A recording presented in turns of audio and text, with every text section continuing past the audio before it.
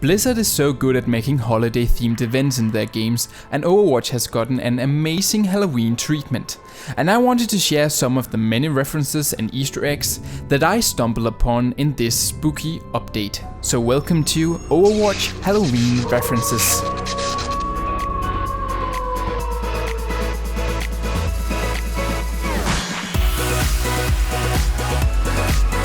There are so many references to movies, folklore and literature in this update, and some of these facts will be quite obvious to many viewers.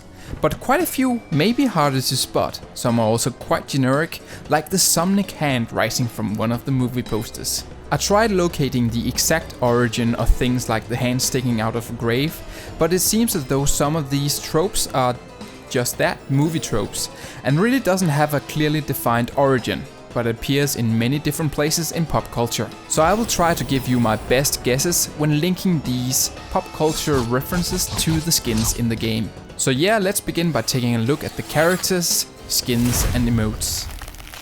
Soldier 76 looks a lot like a pale Michael Jackson from the iconic music video Thriller. Especially the red coat he wears gives this away, and I'm actually quite sad that 76 didn't get a Thriller themed dancing emote for this event. It actually feels like a missed opportunity to me. Plus, I can't tell if the pale white face on Soldier 76 is another reference to Jackson being a zombie in the video, or a reference to Michael's skin condition. Hanzo's skin is called Demon, and I thought it was nothing more than a generic looking demon when I first looked at it.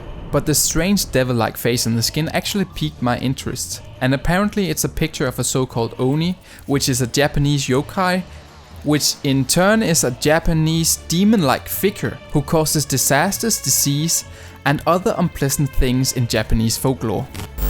At least to me, Symmetra's vampire skin is a bit on the boring side, but the tale of Dracula and vampires are quite cool. So if you haven't seen Bram Stoker's Dracula from '92, then please do. The movie has this awesome introduction scene that tells the story of Vlad the Impaler, which is the inspiration for the character Dracula. Vlad lived in the 1400s Romania and was feared throughout Europe because of his immense cruelty and his passion for impaling his enemies. I think Reaper got the coolest legendary skin, and it references the old myth of the Headless Horseman, a story that has roots all the way back to European folklore from the Middle Ages. The modern American version, which the skin clearly references, is from the Legend of Sleepy Hollow by the author Washington Irving. In the traditional story, it is told that during the American Revolutionary War, the horseman was a Hessian artilleryman who was killed during the Battle of White Plains in 1776. He was decapitated by an American cannonball, and the shattered remains of his head were left on the battlefield while his comrades hastily carried his body away.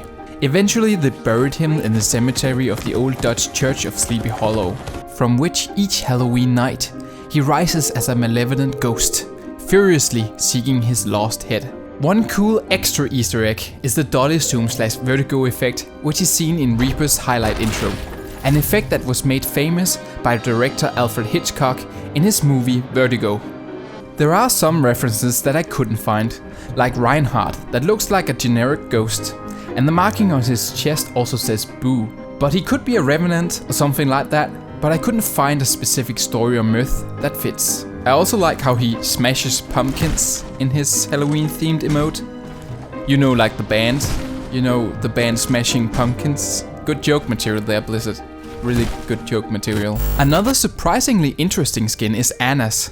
I kinda wrote it off as nothing amazing when I saw it at first, but just like Hanzo's skin, Anna's ghoul skin shows that Blizzard researched quite a bit. So Anna's skin is called Ghoul, and a ghoul is apparently a monster from Arabic mythology, which fits well with Anna being born in Egypt. So Blizzard actually tries to link nationalities and their respective tales to each other. In the Arabic mythology, a ghoul is an evil-spirited monster who is often associated with graveyards and consuming human flesh. And some of the imagery I found is actually quite scary. At least the skin isn't that scary. Zenyatta is hard to place, but I do believe he's inspired by some kind of voodoo priest and their skull-like markings on their heads. And I think it would fit Zenyatta's theme of being a spiritual entity a little bit more, but I'm not entirely certain. It could just be a simple skeleton skin, though I like my interpretation way more. I really don't want to write off Bastion's skin as being uncreative, but he just seems to be a generic looking tombstone. So let me know if you found a more interesting link than a tombstone. Another nod is Farah's possessed skin. I believe there are actually two nods to pop culture hidden here. The obvious one being the 1973 film The Exorcist, where a 12-year-old girl is possessed by a demon. The giveaway to me is the iconic white eyes and the pale skin. The other, and perhaps really far-fetched reference, is to the Hitchcock movie The Birds from 1963. I believe that the glowing purple lights on Farah's skin must be the color that is associated with possession in the Overwatch universe. And the crows in the background must be possessed too, with their glowing purple eyes. One of the coolest small Easter eggs that I stumbled upon is actually not from a skin, but from a Winston emote. Winston makes this scary shadow figure with a flashlight and his feet. And I really do believe that it's supposed to look like a facehugger from the movie Alien, which would make a lot of sense with Winston living in space at a young age and all that stuff. Roadhog and Junkrat are of course the characters in Overwatch who have gotten the most attention in this update. Junkenstein is a direct reference to the book Frankenstein from 1818 and the iconic movie of the same name from 1931. But there are actually a couple of cool extra references that I stumbled upon when examining the Halloween map. It's alive! It's alive! First of all, the production company behind the movie Junkenstein is called Prometheus, which is a direct reference to the alternative title of the book from 1818, which is called the Modern Prometheus. Prometheus is actually a titan in Greek mythology who stole the fire from Mount Olympus and created mankind. For doing this, Prometheus was bound to eternal torment from Zeus for stealing the fire. Who has placed you in this torment? Zeus. There is actually a second reference on the poster to director Alfred Hitchcock. As the movie is directed by Alfred Glitchbot, there are actually quite a lot of different actor names on the posters, and I tried to find links to famous actors, but I really couldn't find anyone. So if you have spotted some famous actor names, then please let me know.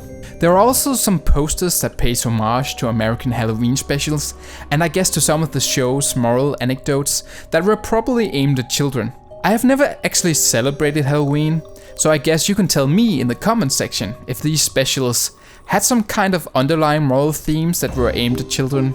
Another sweet reference to the Frankenstein movie stems from the Overwatch brawl called Junkenstein's Revenge, a name that bears striking similarities to the movie The Revenge of Frankenstein from 1957.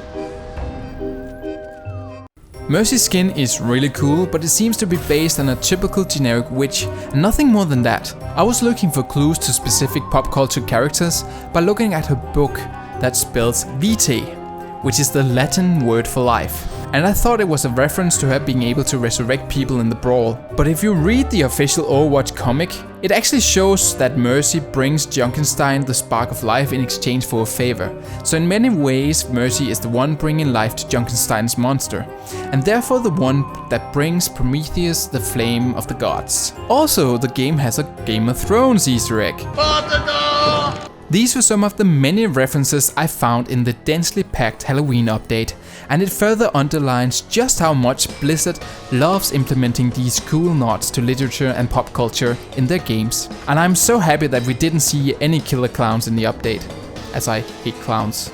I'm actually quite sad to let this update go, as I love the Halloween themed map. I hope that Christmas brings us an even cooler looking map, perhaps based on the map Eichenwalde.